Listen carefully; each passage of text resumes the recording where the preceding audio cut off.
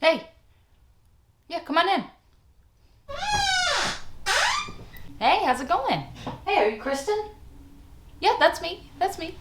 Come on in. Come on, have a seat. So what can I help you with today? So I am confused. Okay.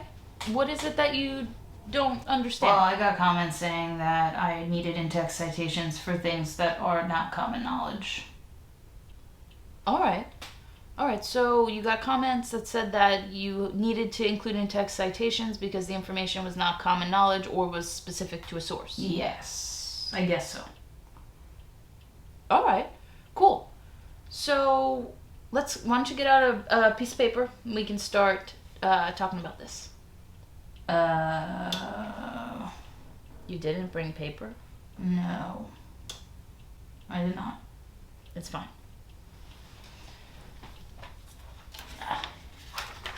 Always bring paper. Always bring paper. All right. Cool. All right, so grab out a pen and we'll start talking. You didn't bring a pen? No. All right. You can use my pen, but I need to get it back. It's my favorite. Why is it so little? Okay. Yes, it is a little pen. Yeah. If you brought your own pen, it wouldn't have been little. Yeah. Okay. All right. So, you're having an issue with common knowledge and identifying information from sources by using an in-text citation. Yes. Okay.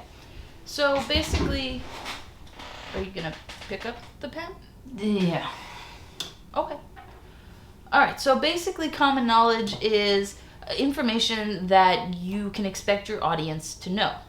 All right. And a lot of that is based on who they are, right? Who is your audience? So you need to know a little bit about them, right? What's their age group? What's their cultural background? What's their location in the world?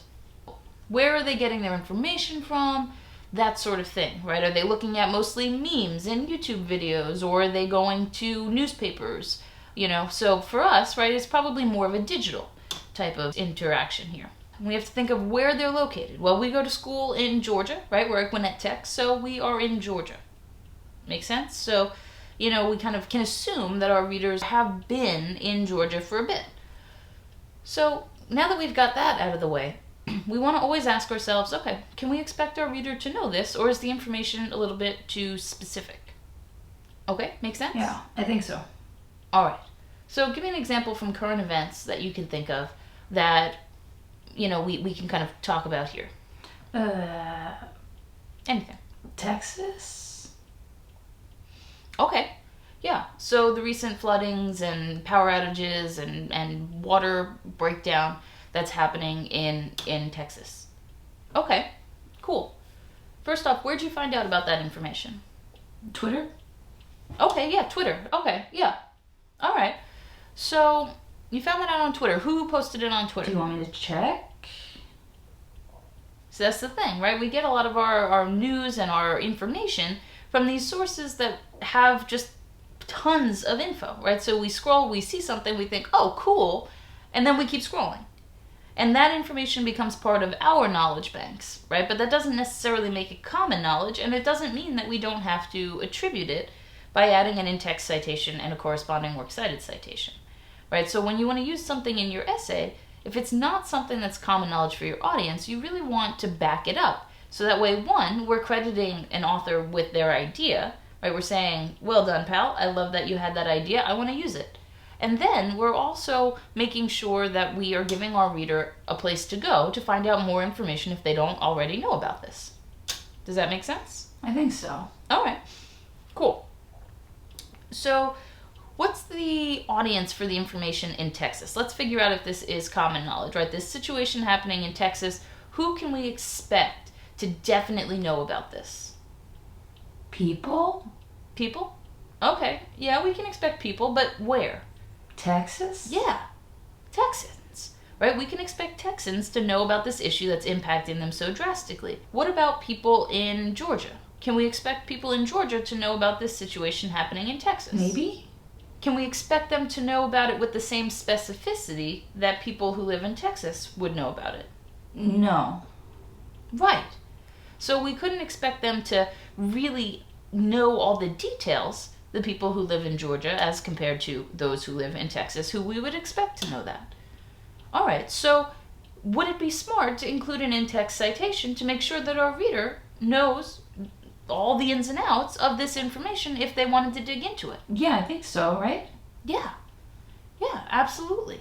Now, does it matter if you choose the exact place that you found this information, or can it be any place? What do you think? Any place? Yeah, it could be any place, really, as long as the reader can go there and find more information about the subject you're attributing the ideas to a source who has shared this information. So you're good if you use any type of source that helps to explain the situation further. So I can use any source? Well, you can't quite just throw it in your essay and be like, sweet, here's any old in-text citation. We want to make sure that it's information that's actually discussed in the source. So how would you make sure of that? Read it? That's what you would do. You'd read the source, make sure the information is in there, and then you would put it in your essay and include an in-text citation. Would you quote a good, decent size from the article to explain this information? Maybe. Maybe. Okay. So if the entire article, right, we're talking about power outages and floods and water shortages, right, would you be quoting the entire article to do that? No. Why not? Because then the whole essay would be an article? Yeah, it's too much information to quote. So you would say, okay, well, I'm going to paraphrase this information, and I'm going to read through my article, assuming that this article is talking about power outages, water shortages, and kind of the flooding that's been happening, and we would paraphrase the information. It could just be one sentence, so you take an entire article, water it down to one sentence, and then use that in your essay. Now, the important thing is that you're not using the language or the sentence structure that your article is using if you're using a paraphrase, right? You need to make sure that the phrasing is yours, as is your sentence structure. So the best way to do that is to take an entire article, if it's a short article, or a chunk of it, right, a paragraph or two, and just trim it down so that the reader gets the bare bones information, right? This is essentially like a little summary. So paraphrase is great when you're trying to summarize information from a source. You'll want to make sure that if you're summarizing something, that you're just sort of broadening the information so that you are conveying as much as possible with as little as possible. Does that make sense? Yeah, I think so. Okay, good. So what would happen if you wanted to quote it? What would you do? I would just put it in the essay? Right. You would just put it in your essay in the same language and sentence structure from your source and just drop those little quotation marks around it. That's exactly what you would do. So basically, paraphrasing is summarizing, a decent chunk of a source, and quoting is actually essentially copying and pasting from a source into your essay. Okay, I think that makes sense. You just want to make sure that you are telling your reader they can read more information, or that you're crediting the author with the information that they've already published, right? So in-text citations do both of those things. So if you're paraphrasing, right, conveying an idea, you say, thanks for the idea, bro. That's essentially what that's about. If you are quoting, you're saying, thanks for the idea and for the language. And you do that, you send those thanks through an in-text citation, right? And then just always make sure you have a works cited citation in your works cited page that corresponds to those ideas. So it's about just making it so the reader can look up the information or to credit? Right. So you credit the author and you give your reader a place to go to find more info. I think that makes sense. Okay, cool. I'm glad to hear that. Anything else you want to talk about today? No, I think that's it. All right. Well, thanks for coming by. Have a great rest of your day, and I will see you in next class.